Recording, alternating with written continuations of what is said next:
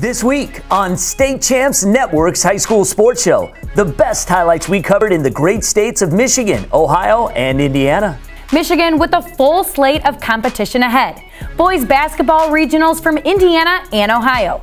We are your home for the best in the upper Midwest high school sports scene. This is State Champs High School Sports Show.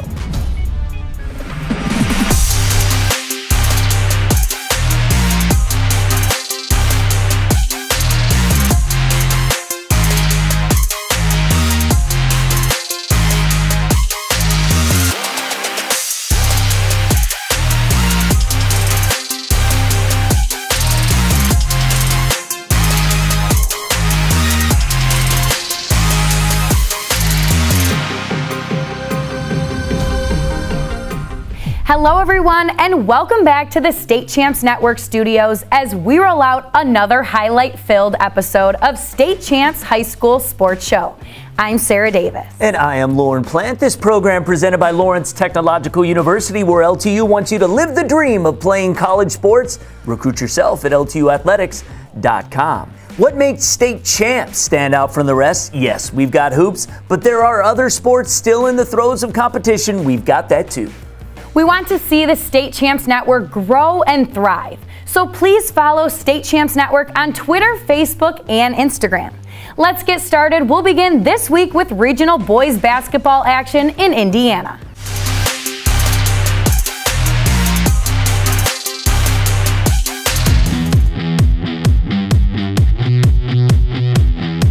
I'm Chuck Pellerito, and we head to Southport High School for a Class 4A regional championship in boys basketball. Lawrence North versus Plainfield. Lawrence North beat Ben Davis in the afternoon session 58-44, while Plainfield edged out Mount Vernon 61-52. The game started off with a buzz for both teams in the first quarter. Plainfield with the ball, it will end up in the hands of Ian Scott. The 6'7 senior slams it home for the Quakers and gets the game rolling. Anything you can do, I can do better, says DJ Hughes. This LN Wildcat answers right back with a slam of his own, keeping the game close in the first. More from the Wildcats and they're cooking up some steak dinner for two. Shamara Vance with a give to Hughes, who continues the slam dunk theme here in the first half. The dunk fest continued in the second quarter. Once again, it's Avance with a quick bounce pass inside to Hughes, and the senior just posterizing the Quakers at the net. But the edge in the first half belonged to the Quakers. The senior, Aiden Moyers, hesitates enough to get the Wildcat defense off balance. He drops it in for two. Plainfield up a penny at the break, 16-15. The dunk fest receded in the second half. Ian Scott thinking about it, but the big man has second thoughts as he lets loose a nice hook shot that's good for two. But this game would end up going the Wildcats' way. The shot by CJ Gunn off target, but Donovan McCulley is there with the putback. Lawrence North would edge out Plainfield for the regional crown, 43-39 your final score. DJ Hughes leading LN on the night with 21 points.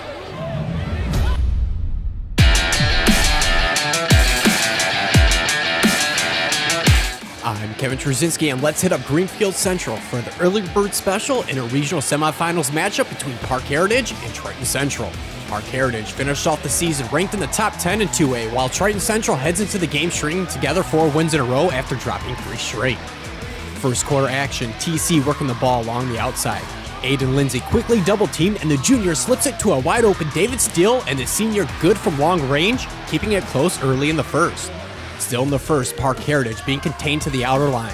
Noble Johnson over to Robbie Cheatham, who then sets up Christian Johnson from the top of the key, foot just over the line, and the long range two is good. We had a tie game after the buzzer at 12-all. The Wolves started to heat up in the second stanza. Great ball movement. Christian Johnson receives the rock, and he's not going to make the same mistake again, getting the 3-bagger to go, putting Park Heritage up a penny. The second saw fewer baskets hit the net for both teams, and the Tigers would take advantage of that. David Steele once again hitting the triple. Steele had 10 points on the day as his Tigers head into the break up 21-15. Coming out of the locker room, it was a tale of 2 stories, and the latter half saw the Tigers struggling for the rest of the game. Wolves making the comeback in the third, and they need them points. Christian Johnson's shot from downtown is good. Park Heritage up 31-28 at the end of the third. To the fourth, and the Wolves would pull away. TC with a long attempt does not go. Connor Davis picks up the board and quickly gets it up to Riley Ferguson as he gets the easy score. Park Heritage holds off Triton Central, 47-30 your final score.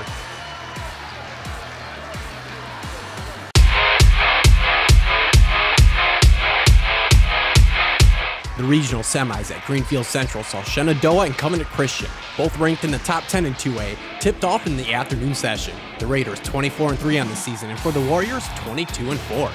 Covenant Christian up 2 early in the first. Shenandoah on the fast break. Jacob Kinsley gonna go coast to coast as he runs the hardwood with authority, and he finishes at the net for 2, tying this game up.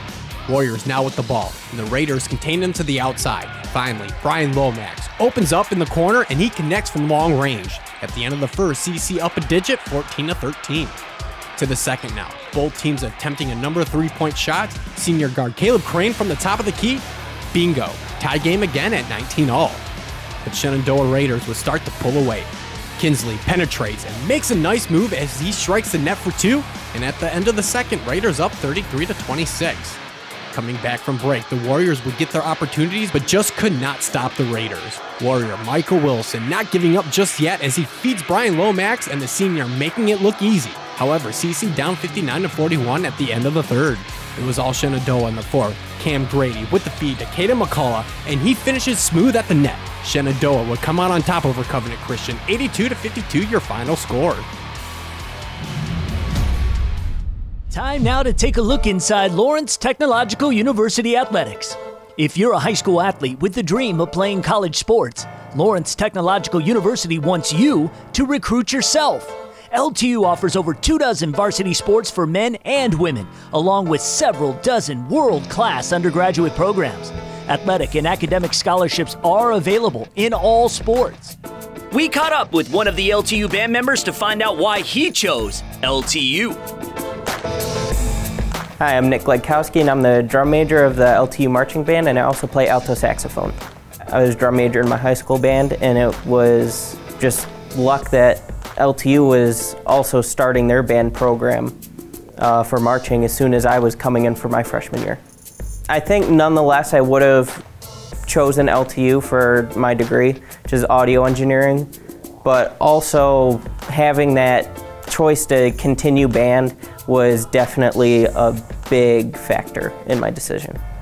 So for LTU, one of the big drawing points for me is once I came here and I did the exploration day and I learned about the major here, I found out that actually most of the audio classes take place at an off-site studio out in Plymouth. So we actually get to go to class each week and learn hands-on in a studio. So I really like that part of the program. It is a small campus, but even within all the dorms, it's very easy to become involved and meet new people. Everyone's very supportive of each other. Everyone's very close. If anyone's got a hardship going on, I mean, we're all there for each other. Directors, students, we're all close-knit, and it's like a family. Take your future into your hands. Visit LTUathletics.com and recruit yourself. Lawrence Tech, where Blue Devils dare.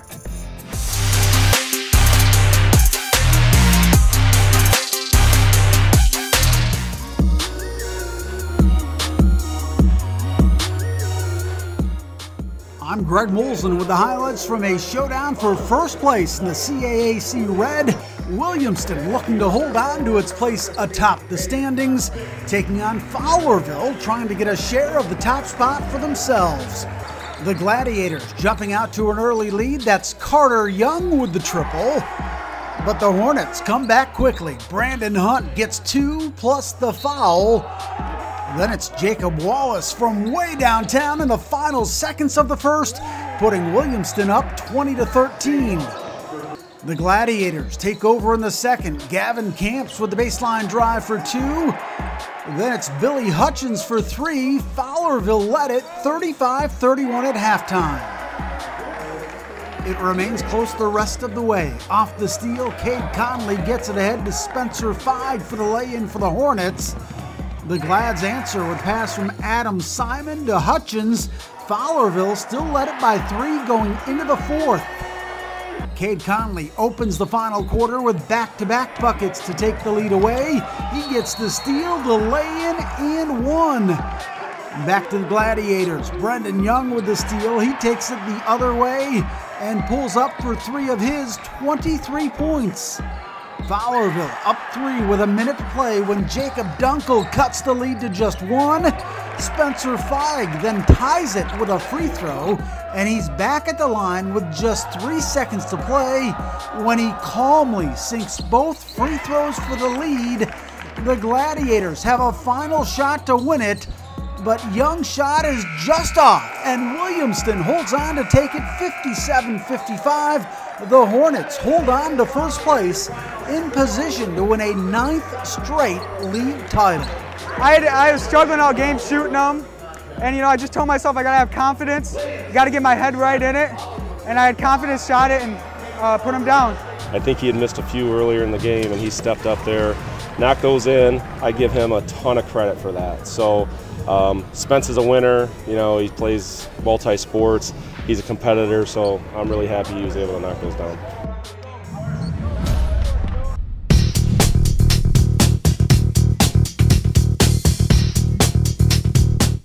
I'm Mike Erlitis. We head to Detroit for a matchup between 2 undefeated teams, the Pioneers of Detroit Edison Academy, hosting the Dragons from Romulus Summit Academy North. The visiting Dragons wasting no time. Here's Dantes Scott Jr. lighting it up from Eastern Market for 3. Summit up 5 early. Edison looking to even it up late in the quarter. The pick by Bryce Eaton. He dishes to Dave Hughes for the slam. A bit of a rough landing, but he's okay. 2 of his 12 on the night as the Pioneers still trail by 8 after 1. Summit picking up right where they left off in the first. Here's Orlando Lovejoy in the lane and 1 as he gets the jumper to go. Dragons looking strong with a 10-point lead, 30-20 as we head to the half. We now take you late in the 4th. Summit has kept their lead, but Edison has been on a run. Pioneers D causing the turnover as Jalen Flanagan takes it to the rack, tying this one up at 44 apiece. Summit's Lovejoy would halt the Pioneers' momentum with 2 straight buckets. Here's the second off the steal for the lay-in. He led all scorers with 16, putting his Dragons up 4 with 2 minutes to go. That momentum would begin to swing back in Edison's favor once again. Rebound by Flanagan, and the dish inside to the big man for the big jam. Pioneers down 2 with just under a minute to play. Edison would put Lovejoy on the line with 4.2 left. He makes the first, giving them a 3-point cushion, but misses the second. Hughes grabs the board and heaves a last-ditch effort. It falls just short off the rim as Summit Academy holds on, keeping their undefeated record intact, beating Edison by a final score of 49-46.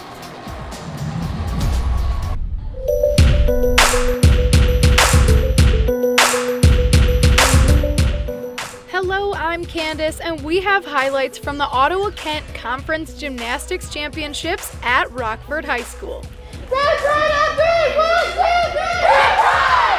4 teams compete for the championship title in this one. Let's begin with Kennewaw Hills, who took home 4th place. Maddie Pastor brought a beautiful vault performance for Kennewaw Hills with this handspring half twist on, half twist off, earning a score of 8.55. Next, we take a look at Abby Cummings, competing for Forest Hills on the bar. She ends her routine with 2 backward giants with straddle legs, dismounting in a salto backward straight, getting a score of 8.7.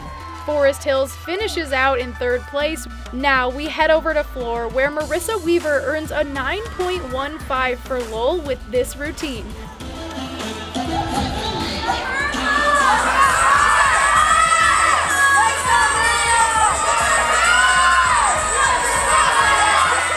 Weaver takes home 3rd place in the conference all around.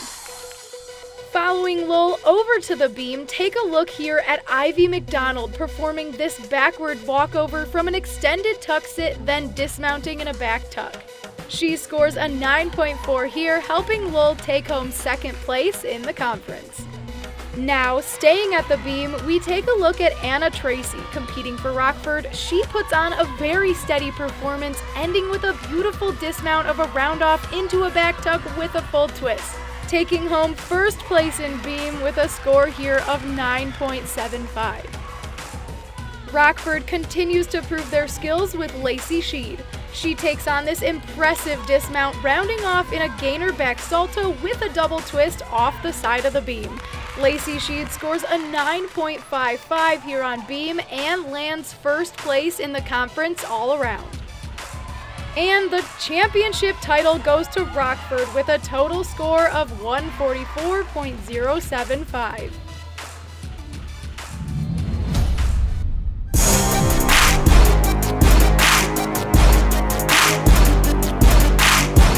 I'm Ryan Slocum with the Battle of Midland. The 10-1 Midland Chemics visiting 13-0 Dow for their one and only meeting of the regular season. Great start for the visitors. Sydney Schaefer picks off the pass. The senior sends it off the high glass and gets the friendly bounce. The Chemics had a 3-point lead 3 minutes in. The Chargers take control from there thanks to their outside attack. Jada Garner from straight away. Then it's Garner finding Alexa Kolnitis in the corner. Alexa, hit a 3. Dow led it 13-10 after 1. The Chemics hanging right with them early in the second.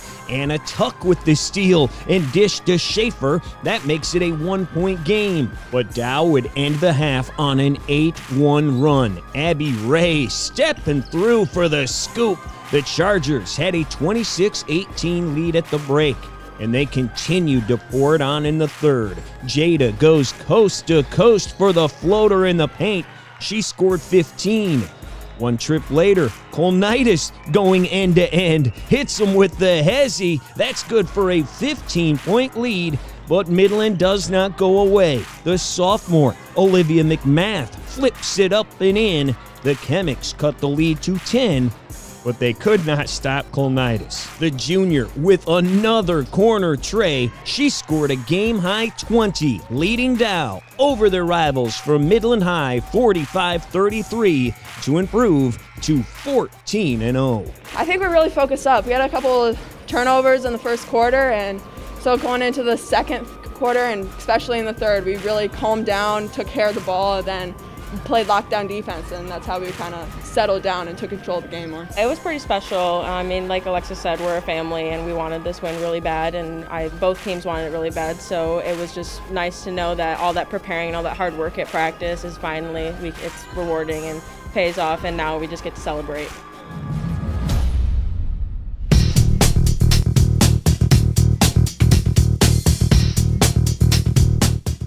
I'm Greg Molson in Waterford for a showdown between two of the top teams in the Lakes Valley Conference. White Lake Lakeland with a chance to clinch the league title, taking on South Lyon looking to play the role of spoiler. Lakeland strikes first. Caden Pearson with the pass out front, and it's Fisher Christian flipping it in with the backhand to open the scoring less than 5 minutes in. Here comes Mitchell Scamira looking to tie it for South Lyon, but it's Jason Slicker with the glove save, keeping it a 1-goal lead into the second. The Eagles then make it a 2-goal lead. Matthew Zaremba can't keep the puck in, but he chases it down, then flips a knuckleball on net, and it bounces in to make it 2-zip Lakeland. South Lyon gets some life in the opening minute of the third.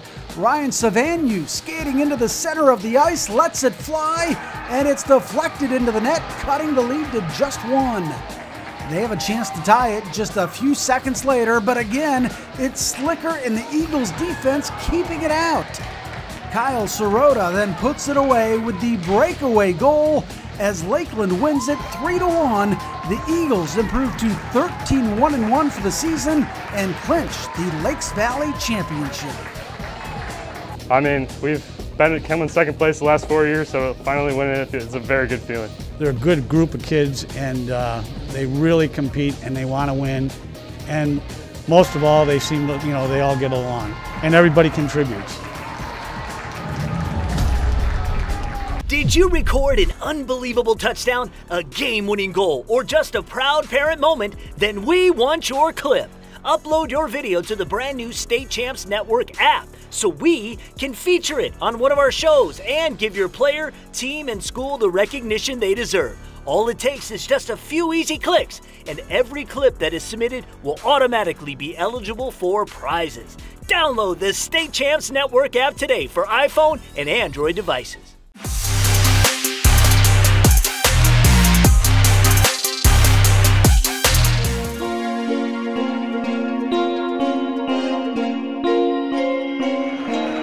I'm Kevin Trzynski, and let's check out a Division I boys basketball regional final from Westerville Central. The Warhawks of Westerville Central coming in at 21-1, taking on the Gahanna Golden Lions. This is a rematch from a few months ago where the Warhawks won 56-55. In the first, Golden Lions come out hot. Brandon Raymond thinks twice about the shot from the elbow. Cross-court pass to Aljai Doss, wide open on the baseline for a triple, and he won't miss for the early lead. But back comes the Warhawks. Landon Tillman, quick pass up to Tassis Cook for the statement slam with authority. Westerville Central up 14-11 after the first.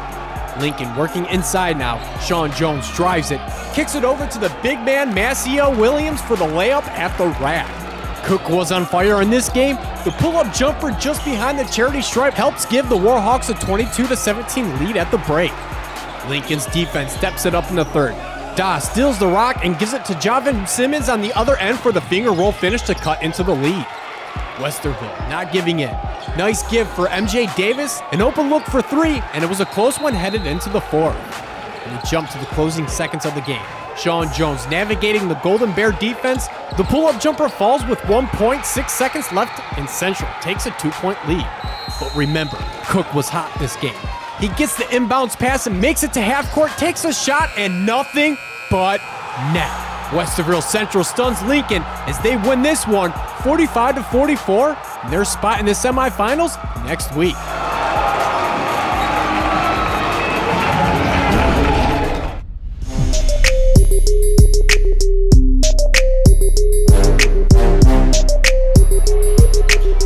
I'm Chuck Pellerito, and we've got a Division I regional final from Princeton High. Both number 1 seeds making the finals, 23-3. Centerville Elks taking on Archbishop Moeller Crusaders. They came in at 18-4 this year. These two met early in the season with Moeller getting a 71-58 win. Elks looking to come out hot. Trey Johnson finds Tom House, defense switches and leaves him all alone for a triple for the game's first points. On the other end, Moeller working inside. The big 6'9" senior Logan Duncombe pulls up from 10 feet, grabs his own board, and the putback. Crusaders trailed by 2 after the first. Centerville with some great moves on offense. Ryan Kiefer the pass for Rich Rolfe, and a little shimmy, a little shake, and the jumper falls. And more inside from Duncombe. Great pass in from Evan Mahaffey, and Duncombe under the basket, making it a 1-point game at the half. Mahaffey taking control in the second half. Driving the lane, finger roll off glass to take the lead in the third. And back and forth we went in the fourth. Rolfe's triple try hits off iron. Johnson with the board, kicked out and worked over to Gabe Cups for 3 as the Elks go up 1 with 1:15 to go. Moeller quickly answers right back. Alex Williams with the pull-up from the free throw line, taking the lead back 38-37. Centerville off the inbound, taking time off the clock. Great passing before it ends up in House's hands. He drains the 3 with only 5 seconds left. Foul to give on the Elks with a half second remaining. Aiden Turner inbounding, but they can't get it to fall. Centerville able to hold on and beat Moeller 40-38, the final score, cementing their spot in the Final Four next week.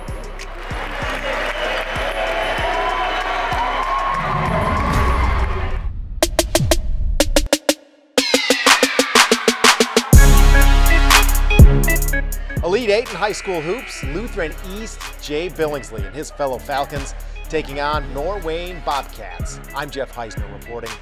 Falcons, known for their pressure defense, causing havoc here. The steal leads to Jalen not on the breakaway. A little later, East adds to their lead.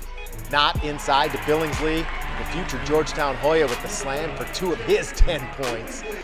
NORWAYNE making a run here. Isaiah Portis catches fire from deep. Portis scores 14 for the game, NORWAYNE within 6. And how about the effort here on both ends of the court? The steal by Colin Albert. Going the other way, the finish by Knott and the foul. 15 points for Knott. East with 4 players in double digits. Now just before the half, Bobcats handle the pressure. Justin Rupp using the screen, getting in the lane for the layup, 38-29. Lutheran East at the break. Second half, Falcons find B.J. Busby for 3. He leads the way with 17 points, and the Falcons fans are loving it. Lutheran East pulling away. Colin Albert one more time, the steal going the other way. How about this pretty left-hander here? Albert pours in 16. Lutheran East Falcons win it 74-55. Albert and company are heading to the Final Four.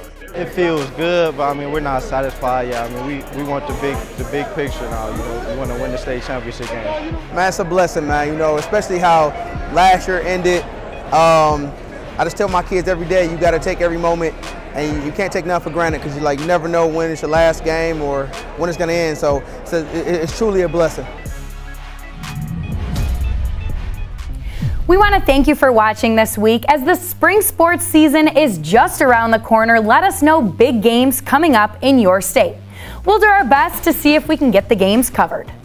And to watch more exclusive highlights from the week that was in all 3 states, do us a huge favor. Like, follow, subscribe, and share State Champs Network by following each state's social channels. You can find State Champs Michigan, Indiana, and Ohio on Facebook, Twitter, Instagram, and YouTube. Please visit our website, statechampsnetwork.com, for all of the video and the latest in news from all 3 states, or take it all in by downloading the free State Champs Sports Network app on the Google Play or App Store, or find us on Amazon Fire Stick and Roku TV. I'm Lauren Plant. And I'm Sarah Davis. Let's do this again next week.